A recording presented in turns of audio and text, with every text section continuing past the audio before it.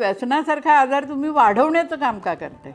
आमच्या गावात अगदी भाजी विकल्यासारखी काही लोक दारू विकत होते.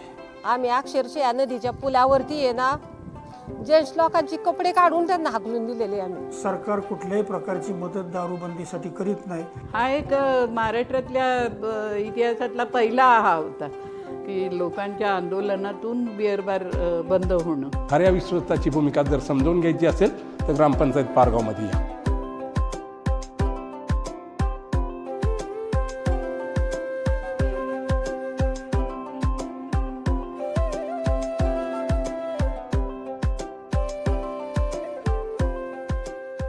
तसं पाहता पारगाव हे ऐतिहासिक गाव आहे, त्याच्यामुळे सालूमालू पारगाव असं नाव पडलेलं आहे.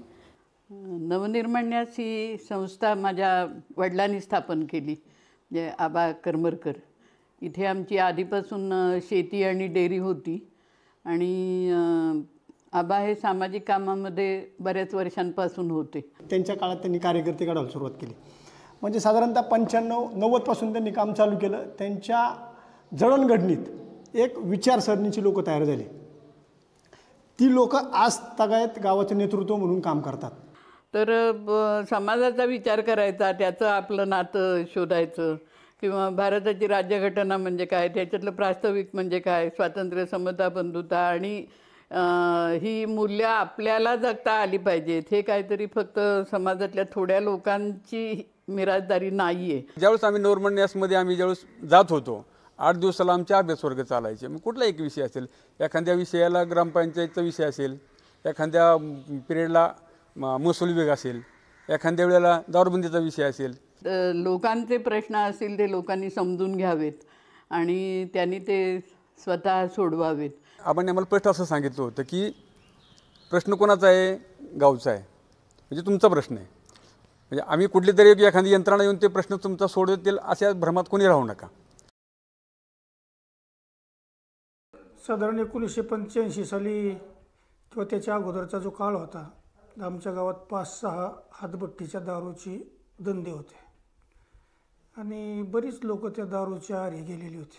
जसा साखर कारखाने आले, हातामध्ये पैसा खेळायला लागला, तसं तसं दारूची ही वाढायला लागली. तो रस्त्यामध्ये फिरणार, हातवारी करत चालणार, कोणाला काही बोलणार, सार्वजनिक कार्यक्रम असेल तर त्या ठिकाणी तो गोंधळ घालणार. ज्या घरातला पुरुष दारू पित होता तिथल्या महिला, अतिशय वाईट अवस्था त्या महिलांची.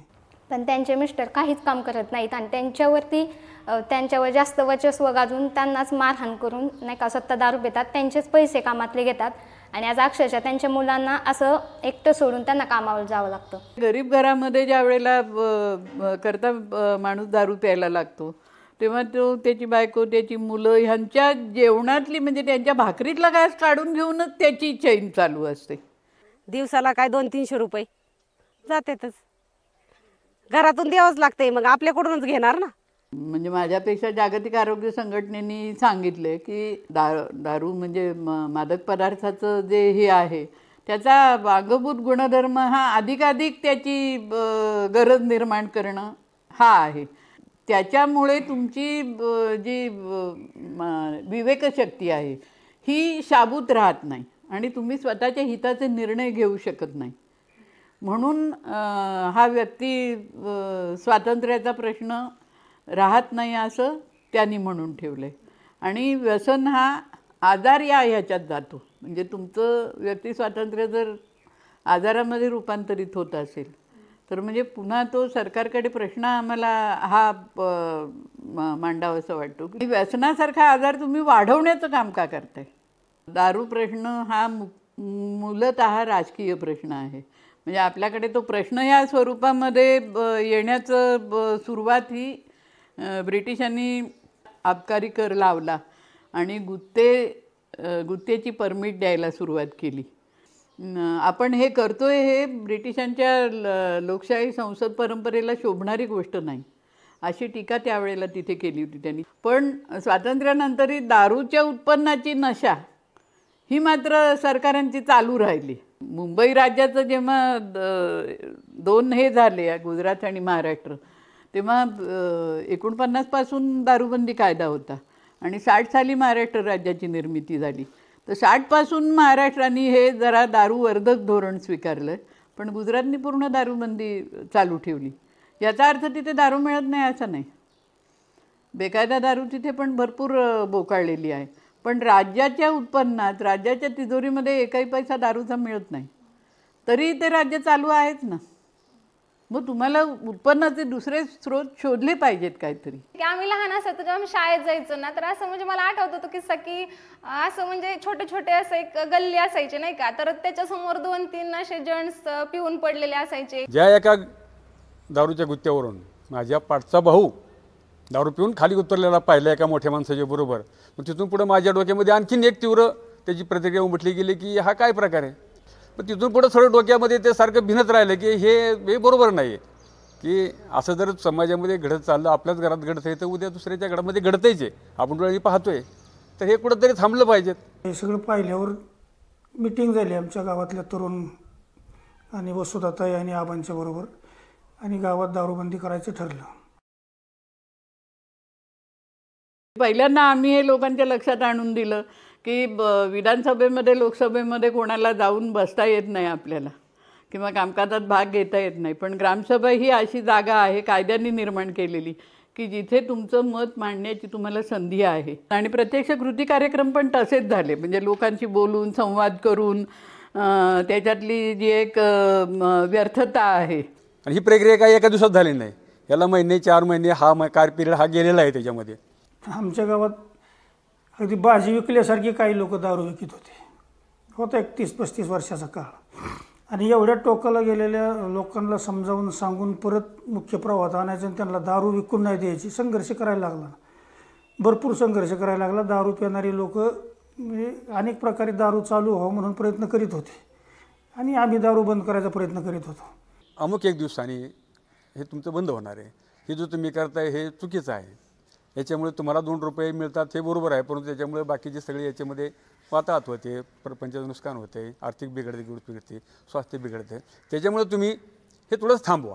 त्याच्यानंतर इतर डिपार्टमेंटला पत्र, ग्रामपंचायतीचं पत्र, ग्रामपंचायतपणा तो ठराव, संस्थेचा ठराव, असा तो एक आपण जागृतीच्या स्वरूपातला कार्यक्रम झाला की पुन्हा तुम्ही अचानक आला आणि मग आमचं केंड ओतली किंवा आमचा धंदा बंद केला मग त्यावेळी तुळशीत झाली, असा काय विषय तो यायला नको. गावामध्ये दारूबंदीविषयी जे कार्य करतात ते मला लहानपणीपासून आठवते की बॅनरबाजी किंवा तुमचे आंदोलन करणे किंवा प्रभात फेरी असे महिलांना घेऊन गावामध्ये पूर्वी ताई करत होत्या, तर त्याचा इफेक्ट भरपूर लोकांवरती झाला. तर तरुण मुलावरती कुणी या भ्रमात राहू नये की अमुक एक व्यक्ती कोणी करू शकते, असं होऊ शकत नाही.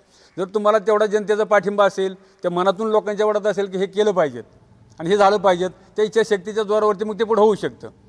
त्याच्यामुळे मग तो संपूर्ण समाज आमचा खूप मोठ्या प्रमाणात मॉब तयार झाला, संपूर्ण गावामधून फेरी झाली. तिथून पुढे ते सगळे व्यवसाय त्या लोकांनी सुद्धा स्वइच्छेने सगळ्यांनी ते व्यवसाय गावातले बंद केले.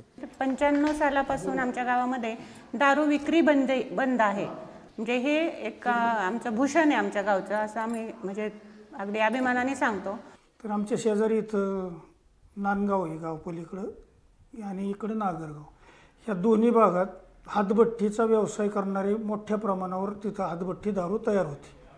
आम्ही आमच्या गावातली दारू बंद केली, पण आम्हाला तो पण त्रास भयानक व्हायला लागला की लोक आमचे तिकडं जाऊन पिऊन यायला लागले.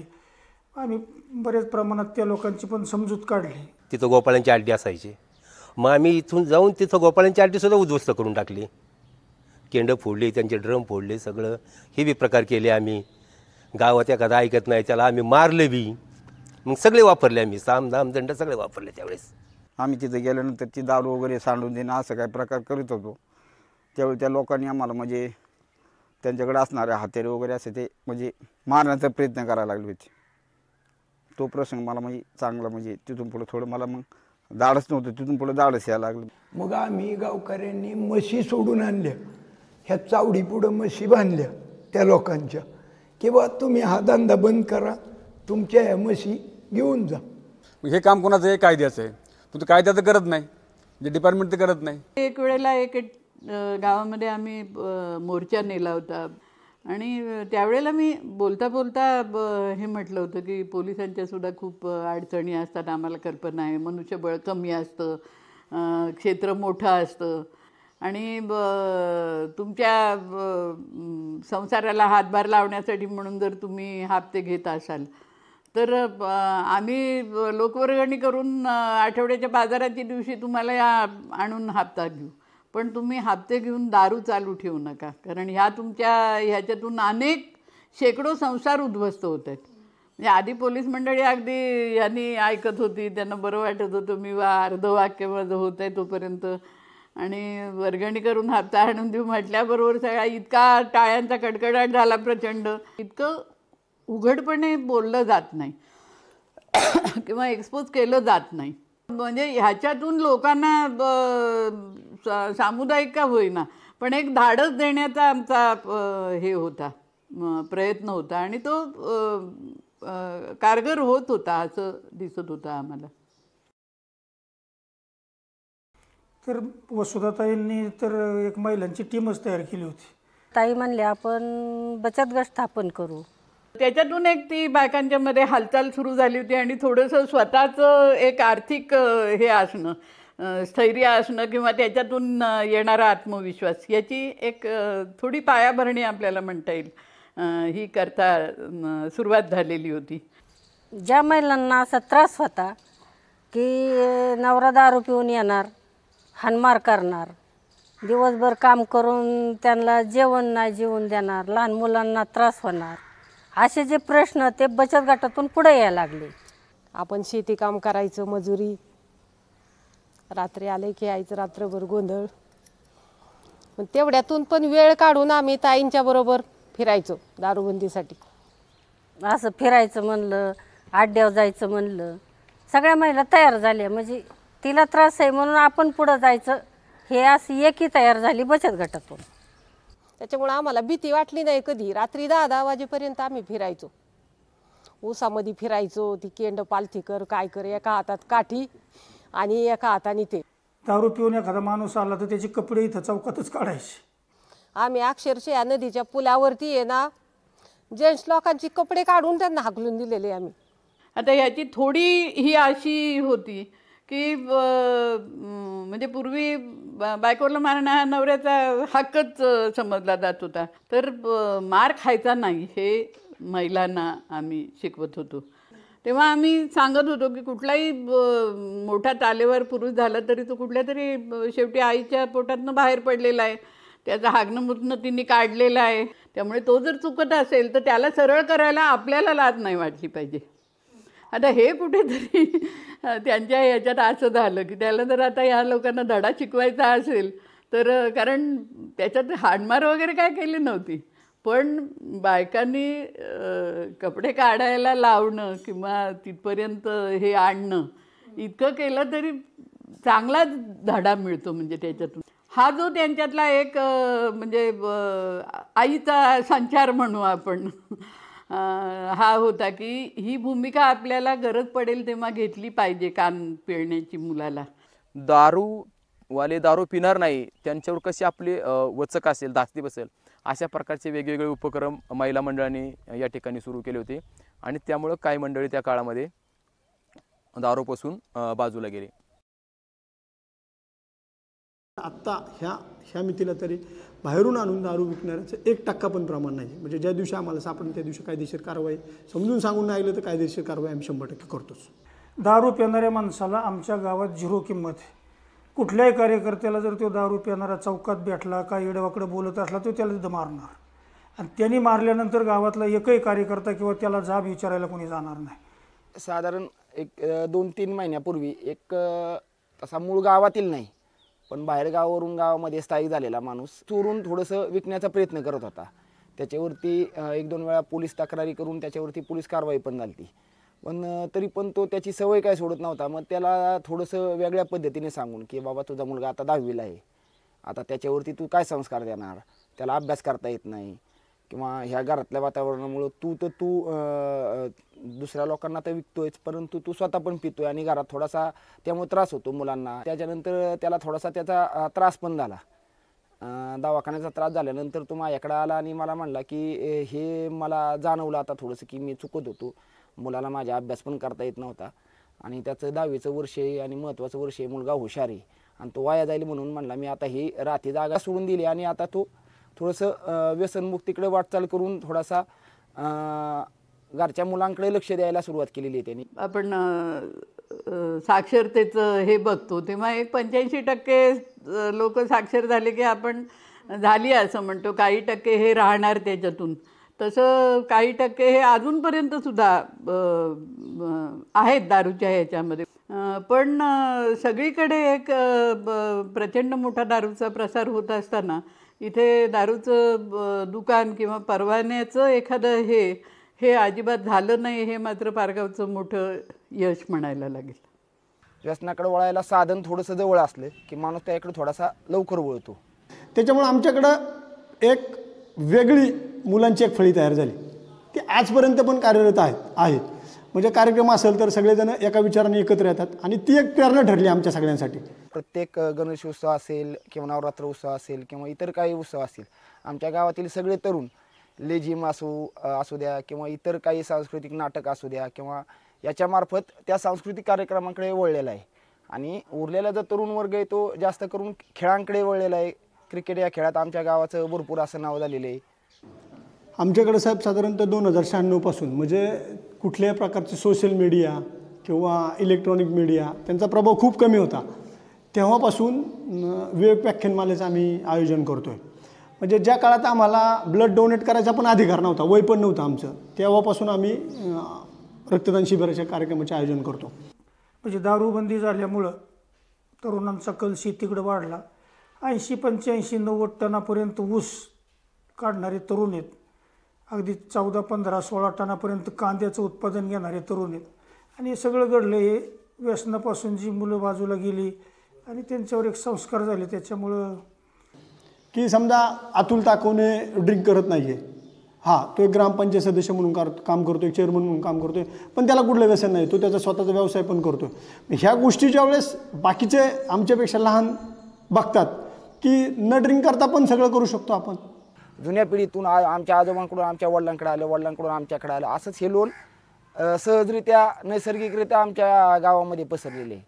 आत्ताची जी तरुण पिढी राजकारणात आली आहे, ह्या पिढीवर पण ते संस्कार झाले आहेत की यापुढं सुद्धा कधी या गावातल्या ग्रामपंचायतीकडून कोणालाही दारूच्या लायसन्ससाठी परवानगी मिळणार नाही.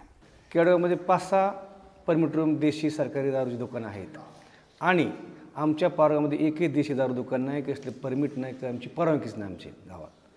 तिथं आज जर तुम्ही बघितलं तर तिथं जवळ 30 ते 40% तरुण वर्ग खराब झाला आहे. जमीन विकणं, गुंठ विकणं, दारूमुळे त्यांचं लिव्हरला सूज येणं, हे जे प्रकार तिथं झाले त्याला म्हणायचं अशांतता पसरली. कशामुळे पसरली? दारूमुळं. परमिट रूम देशी दारू दुकानं ह्यांच्यामुळे जे त्या लोकांना जे महसूल मिळतो आहे त्यांचा राहणीमान बिलकुल उंचावलेला नाही. आमच्या गावाला जरी हे नाही, दारू बंदी आहे, आमच्या गावाचं राहणीमान त्यांच्यापेक्षा चांगलं आहे. आमची बी आर्थिक बाजू मजबूत आहे.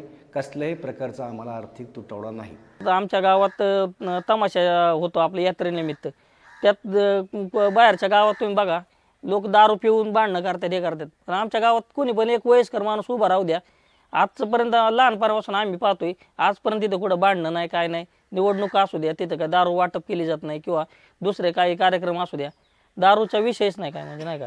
आमच्या गावात एक वेगळ्या प्रकारची शांतता आहे. निवडणूक झाली, 5 वाजेपर्यंत मतदान होतं. 5 वाजेपर्यंत जो तो आपापल्या पार्टीचं काम करीत असतो. 5:30 वाजल्याच्या नंतर सगळी एकत्र असतात. निवडणुकीचा निकाल लागला की लोक एकत्र येऊन चहा पितात. आमच्याकडे कुठलाही संघर्ष निवडणुकीमुळे झाला नाही. ज्या गावामध्ये जास्त प्रमाणात दारुडी लोक राहतात ना, तर तिथं थोडंसं महिलांवरती पण नाही का पाहण्याचा ह्याचा दृष्टिकोन वेगळाच असतो ना.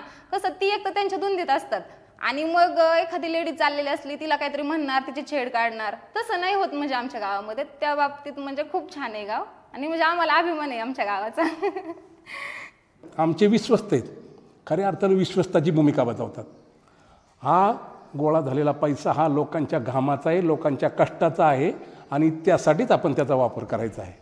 खऱ्या विश्वस्ताची भूमिका जर समजावून घ्यायची असेल तर ग्रामपंचायत पारगावमध्ये या.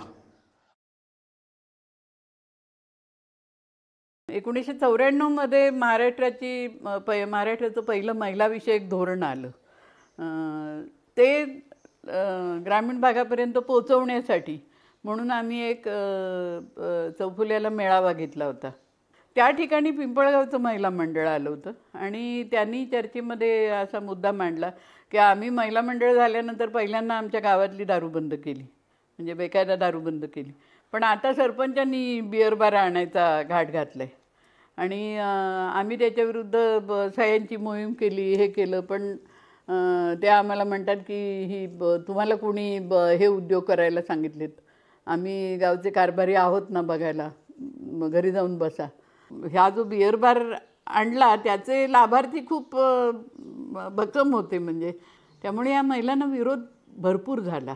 आणि तो नुसता सांगणं, दम देणं अशा ह्याच्यापुरता नव्हता, तर ज्या महिला मंडळाचे वेगवेगळे पदाधिकारी होते, म्हणजे अध्यक्ष, सचिव, खजिनदार वगैरे, ह्यांच्या शेतीचं नुकसान करायचं. आणि त्याच्यामध्ये अध्यक्षबाईंचा एक 1.25 एकर ऊस जाळला, म्हणजे 1-1.5 लाखाचं नुकसान असेल त्याच्यामध्ये. तर गावातून दहशत माजवण्याचे, दडपणं आणण्याचे प्रकार भरपूर झाले. कशा प्रकारे हे व्हायचं की आता समजा शिक्षक आहे कोणी आणि त्याची बायको महिला मंडळामध्ये इकडून हे करते, त्याला सांगायचं तुला मावळात बदली करतो तुझी, माझ्या शेतातून तुझा जाण्या येण्याचा रस्ता आहे तर मी तो बंद करून टाकायचा. म्हणजे त्या ह्याच्यात सहभागी असलेल्या बायकोच्या नवऱ्याला, म्हणजे घरातूनच त्यांना दडपणं यावीत की हे करू नका म्हणून. प्रत्यक्ष हे सुरू झालं तेव्हा अनेक जणांना घरचे निरोप, तारा वगैरे की आई आजारी पडली, अमकं झालं, तमकं, म्हणजे त्यांनी उठून लगेच ते बाहेरगावी जावं. म्हणजे सगळ्या राजकीय पक्ष त्यांच्या खिशात होते, सगळी गणपती मंडळं, सगळ्या भीमजयंत्या, सगळ्यांना त्यांचं प्रायोजकत्व होतं. सगळ्या पोलीस स्टेशनमध्ये त्यांनी दिलेले फोटो असायचे कुठले देवदेवतांचे वगैरे.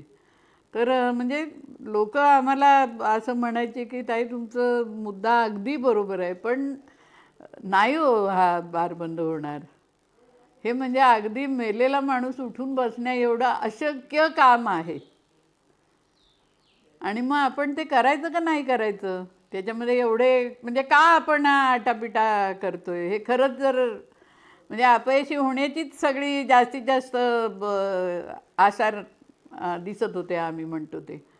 म्हणजे त्यावेळेला एक माझ्या मनाचा हा असा होता की माणसाला सगळ्यात जास्त भीती एक मरणाची वाटते आणि जगत असताना पराभवाची भीती वाटते. तर झाला तर होऊ दे पराभव, तो काही वैयक्तिक पराभव नाही आहे, पण हा प्रश्न शासनाच्या आणि समाजाच्या समोर आणण्याचं जरी काम झालं त्या पराभवातून, तरी ती एक फलश्रुती आहे. त्यामुळे हे लढायचं.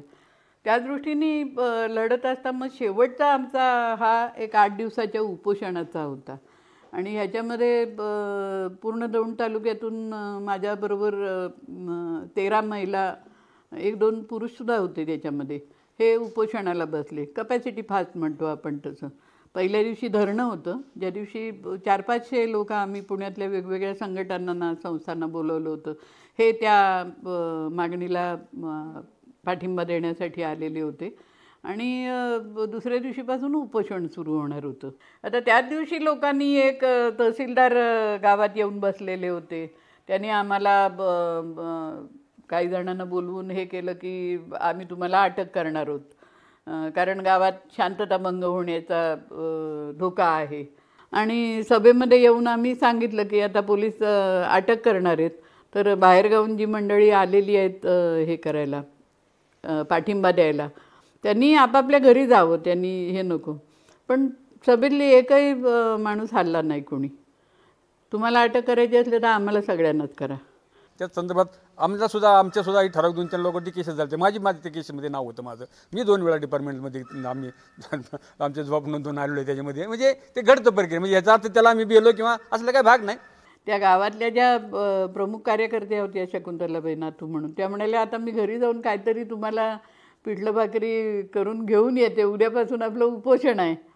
आणि त्या 1 तासाभराने परतल्या जवळजवळ. तोपर्यंत म्हणजे आम्हालाही खरोखरच भूक लागली होती. म्हटलं खूप वेळ लागला का? अहो मला घरी पोचायलाच अर्धा-पाऊण तास लागणार. प्रत्येक घरामध्ये मला बोलवत होते, कोण कालवण देत आहे, कोण भाकरी देत आहे, कोण लोणच्याची ही देत आहे, की आम्ही आहोत तुमच्याबरोबर आणि हे आमचं घेऊन जा. त्यामुळे मी काहीच नाही घरून करून आणलं म्हणाले, सगळे लोकांनीच दिलं आहे. असा तो गोपाळकाला आम्ही जो खाल्ला त्याच्यात एक म्हणजे पुरेसा आम्हाला त्याच्यातून विश्वास मिळाला होता लोकांची नाडी काय आहे. तर पुढाऱ्यांच्या दडपणाखाली असलेली लोक रात्र झाल्यावरती गुमनामपणे का होईना पण त्यांनी त्यांचा पाठिंबा पूर्णपणे आमच्यापर्यंत हा केला. रात्री 8 वाजले की गाडी न्यायला यायची ताईंची इथं आणि पहाटे 5ला तर आम्हाला परत इथं आणून सोडायचे. रात्रभर तिथं थांबायचो आम्ही. 9 दिवस तिथं थांबलो रात्रभर. इकडं दिवसभर लोकांची मजुरी करायची. संध्याकाळी 8 वाजेपर्यंत घरातलं आवरायचं आणि गाडीत बसायचं आणि जायचं पिंपळगावला. तर आता उपोषण वगैरे रितसर ते आमची नोटीस वगैरे देऊन होतं. त्यामुळे त्याची प्रोसिजरप्रमाणे प्राथमिक आरोग्य केंद्राचे डॉक्टर रोज येणार, ते तपासण्या करणार आणि सगळ्यांच्या तब्येती ठीक आहेत की नाही वगैरे असं ते रोज त्यांचे सोपस्कार चालू असायचे. आता आंदोलन काय म्हणजे बंद करण्याचा एक भाग म्हणून अशी त्यांनी ही केली की काहीतरी क्रिएटिनाईन का काहीतरी एक घटक वाढतोय आणि तो हे झाला तर माणूस बेशुद्ध पडेल आणि जीवाला धोका होईल. त्या होत्या या पुण्यातल्या बायका होत्या. ते म्हणाले तुम्हाला ससूनला न्यावं लागेल. ते म्हणाले न्या.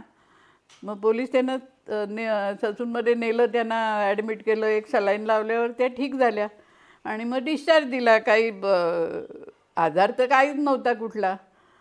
डिस्चार्ज दिल्यावरती पोलीस म्हणाले जा आता घरी. ते म्हणाले घरी कुठे, तुम्ही आणलं आम्हाला इथे, तुम्ही जिथून आणलं तिथे सोडा आम्हाला. म्हणजे पोलिसांनी शेवटी वेगवेगळ्या गाड्या करून वगैरे त्यांना त्या आमच्या आंदोलनाच्या जागेवरती उपोषणाच्या आणून सोडलं आणि त्याच्या दुसऱ्या दिवसापासून काय कोणाचं हे बिघडलं नाही, ते बंद पडलं. म्हणजे ही त्यांची स्ट्रॅटेजीच बंद पडली.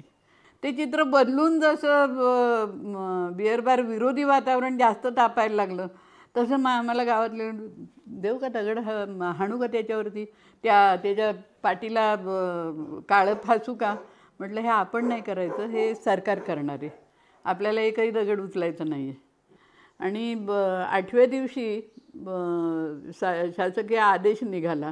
तो निर्णय घेऊन आल्यानंतर सरकारी अधिकाऱ्यांनी तो रंग फासून तो बिअर बारची पाटी कोरी केली, पाटी तिथली.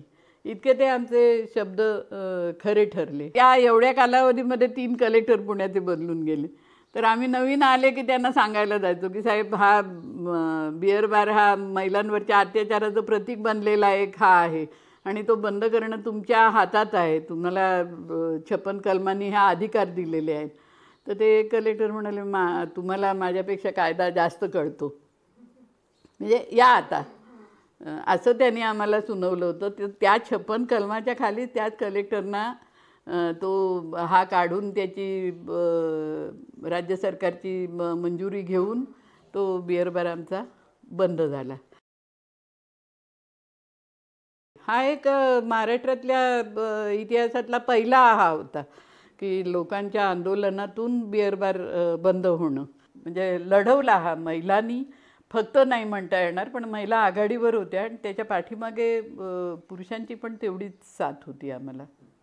आता हा जेव्हा पिंपळगावचा बिअर बार बंद झाला त्यावेळेला अभयभंगांनी एक मला पत्र पाठवून कळवलं होतं की महात्मा गांधींच्या मार्गावरचा विश्वास तुमच्या या यशामुळे आणि एकंदर आंदोलनाच्या पद्धतीमुळे दृढ होईल. पण कुठल्याही निर्णय हा असा एकांडा निर्णय राहू नये, त्याचं धोरणात्मक बदलामध्ये रूपांतर व्हायला पाहिजे.